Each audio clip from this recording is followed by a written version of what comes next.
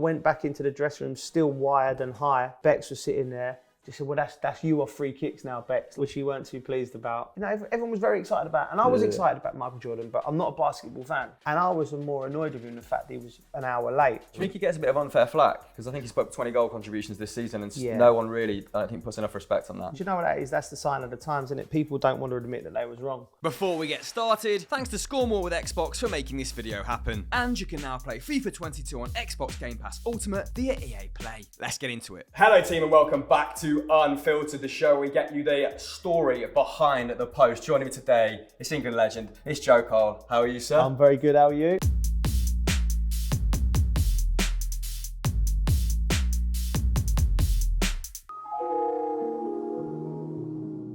We've been through the premise. Let's dive straight in. Let's get in there. Particularly as the first picture, reveals such a lovely, fulsome barnet. Can you explain the context of first, that haircut, well, and then second, the man next to you? First of all, the haircut is a mod haircut. That's my music, Paul Weller, Richard Ashcroft, Oasis. So I had the hair. It never really translated to the pitch well. It took a lot of work because there was a lot of hair there. So on a night out, it went up about 3 or 4 levels from what you saw there. That's probably after training. It looked unreal, honestly. Lovely. It looked unreal. Talking of unreal, the man next to you, can you explain what it was like coming up as a youngster with Paolo Di Canio in the ranks? Mate, he was a fantastic player. I wouldn't say he was one for really helping out the younger players in the sense that he liked to lead by example. He loved the gym, and looking back now, we all should have followed him into the gym. Remember, his diet was spot on. He used to work hard in the gym. Yeah, he was well ahead of his time in that sense. And like I said, he was a joy to play with, frustrating at times. Maybe didn't like to work within a system and within a structure. He certainly was a maverick. Well, you're a bit of a maverick yourself. Our next photo, captain at 21, if I've got my facts correct. How did that feel being handed the armband at that tender age? I only got it because talking to the old manager, Glenn Roeder, God bless him, he's not with us anymore. But it was because the senior players weren't performing, and he looked down the list and he wanted to give it to one of the, and he said, listen, I want you to do it. And I loved it. I absolutely loved it. I took it on. All people say it was the best squad ever to get relegated. It probably was the best 11 to get relegated, but the squad wasn't strong. And it was tough. Our next photo we dug out from the England annals, and apparently you're 17 here with Kevin Keegan, and you got invited to the England setup after playing a prominent role in routing Coventry 9-0 over 2 legs. Is that right? Or that was probably, Kevin Keegan, he's probably, his managerial term of England won't be looked on too fondly, but one thing he did fantastically well, which he took on from Terry Venables, was he brought young players into the squad, which went missing under Sven and Capello and McLaren in that era, and then Gareth brought it back. So this was vital for me. Training with Shearer, Ince, Tony Adams, I loved it. I absolutely loved his enthusiasm for the game. Yeah, it must have been a bit surreal, but maybe not as surreal as the next photo then. Take us through your debut against Mexico, your England debut. Yeah, from a young age, all I wanted to do was play for England. When we was doing the tour, when Wembley was being built, the new Wembley, so we was at different stadiums, which I thought really worked well and connected the players with all the country. As soon as I got on the pitch, I remember just thinking, you've done it. It's just sort of like the end of a long journey. And honestly, if it would have finished then, I would have felt pretty satisfied with my lot. Just getting on that, pulling on that shirt and walking out, playing for your country. It's every young kid's dream. So I actually had a chance to keep it, made a save in the game, which is funny. It's 20 odd years ago, and you still think, I should have just lifted it or something. You talk about putting on the shirt in that photo. You're taking it off here. This is your first goal against Serbia, I believe. So what about the euphoria of that moment? Can you describe it, or is it just something you still struggle to explain to this day? Yeah, it was amazing. It was a free kick, So obviously Beckham was off the pitch, so I could manage to grab the ball. No worries, Beck. Because he's the man, and he had free kicks. But it was 1-1, and it was like 5 minutes to go, and I struck it lovely. It went in. When any goal's great, but when it's your country, it's just another box tick. I've scored for my country, run off to the crowd, took the shirt off. I went back into the dressing room, still wired and high. Bex was sitting there. And he was captain at the time. Obviously, I'm a young lad. I'm about 20 or something. And just said, well, that's you off free kicks now, Bex. Like, and just bowled in there, which he weren't too pleased about. So you've won 3 league titles with Chelsea. Yeah. I wanted to ask, which squad did you think was the most complete of those title-winning sides? 2006 was the best one, I thought. How do you think that team would fare now against this current City and Liverpool team? So I upset a lot of my peers when I say this. I've got. I think these teams are better than us. And the reason I do that, because I think things will always improve. You know, we find ways as human beings to do things better. I think the coaching's better, tactically they're better. The rules have enabled the better players to flourish, because you can't, take them out basically. Yeah. So if I say this to the lads in the studio, no chance we'd beat them. We beat them. They ain't won this. They ain't won that. And it's a tough question, because you're comparing over time. It's difficult. But we've had our time. It was great. You know, we can look back with fond memories, but these guys now, I think, are on another level. It's a pleasure to watch. So, yeah, I think they beat us. I mean, some team obviously you spoke a lot about the golden generation before, so I don't want to go over well-trodden ground. Yeah. But I thought with Xbox here today, it'd be rude not to ask, who was the golden boy of the golden generation at FIFA, at Xbox? At Xbox. He wasn't in that picture, and I don't think he was in that squad at the time. He sort of come later, but I think the best FIFA player was Sean Wright-Phillips. Yeah. Couldn't beat him. He was so annoying. What player in this current England setup reminds you of a young Joe Cole, if any?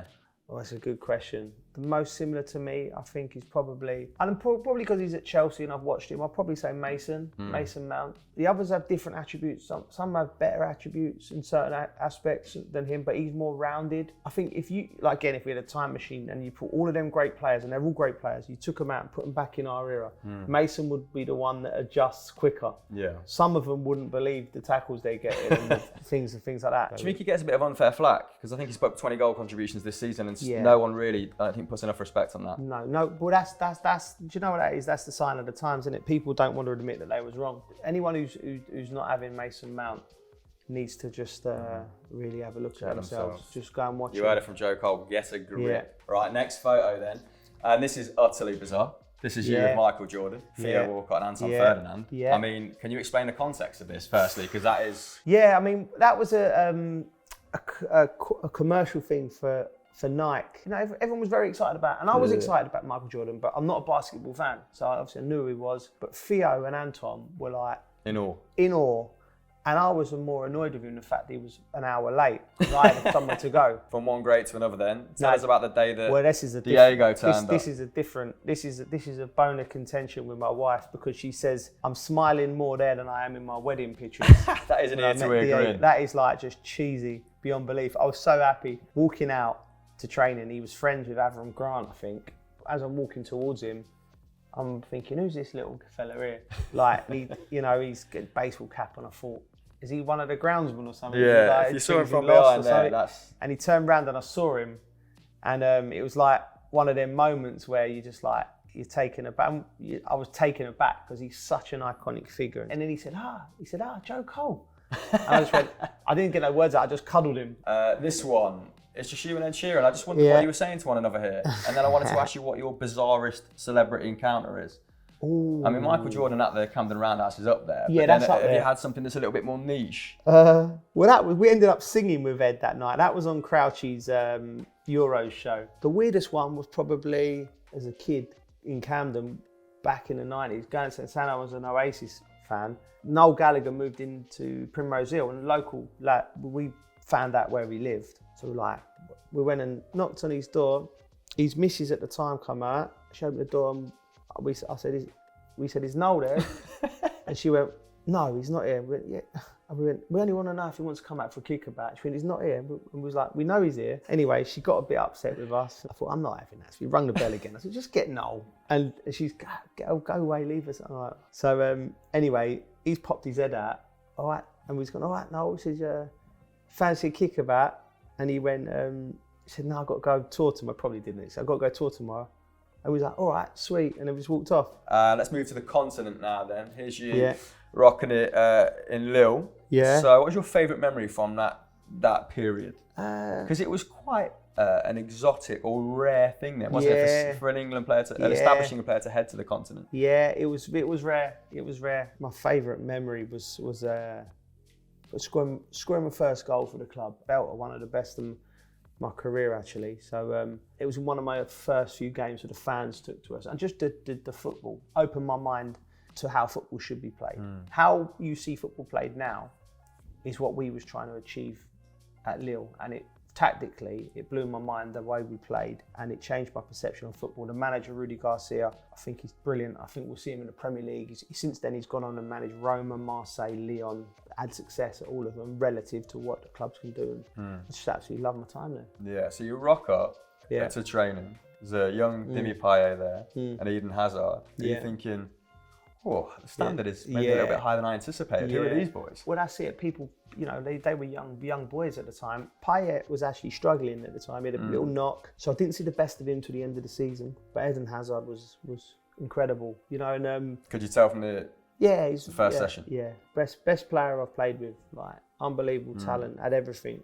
What do you make of his plight now at Real Madrid? Just think he's a young lad who started the game, and his fire just burnt out brightly. I just think it's his body. His body's letting him down. A lot of minutes at a young age. A lot of minutes at a young age. A lot of kicks. He's the most fouled player, wasn't in the Premier League for about 5 seasons in a row. Imagine that catches up with you. Yeah, and the way he plays, and I just think he's a brilliant player. And we're just happy that we've seen him in this country for so long. So I mean, you played in the top flight pretty much your whole career. Well, the whole career until this point. What did drop into League One and playing for Coventry teach you, if anything? Well, first of all, it's going back to my intuition. I had a lot of injuries. My body was letting me down, similar to Eden Hazard, and rightly so. Many clubs didn't want to take a chance on me. I wanted to go to a club. I said, I want to go to a club that plays like Lille, because after Lille, I'd come back to West Ham with Sam, and I'm like, I can't play like this. It was ridiculous. Balls in the air, smash, grab.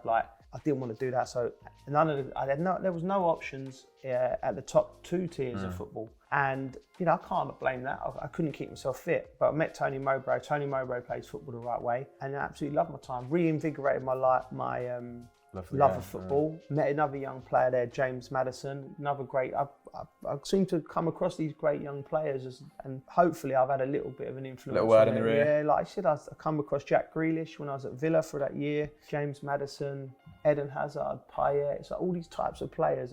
It's great to see them go on and flourish and become these top stars. Let's round it off then. Right. So we've got you pictured here with the big man Patrick Vieira. Now I wanted to ask you, as part of Xbox's Score More campaign, who do you think got more goals? Patrick Vieira for Arsenal or Joe Cole for Chelsea? This is just Premier League. He must have been there a long time as well. So he had a couple of seasons on you. So. Did he? I'd go Big Pat. Yeah. Am I right? What do you think the margin was? Couple. There's two goals in it. Yeah, 2 goals. Big Patrick Pat. Vieira has just edged you. Okay. And I think we're just about running out of time, aren't we? So let's wrap this shit up. Thank you very much for spending some time with us. Yeah, Cheers. I really enjoyed that. Thank you. Very insightful. And a massive thank you to Xbox for making this happen. Guys, if you want to watch more Unfiltered, then click on screen right now. Like this video, subscribe to the channel with notifications on, and we'll catch you next time.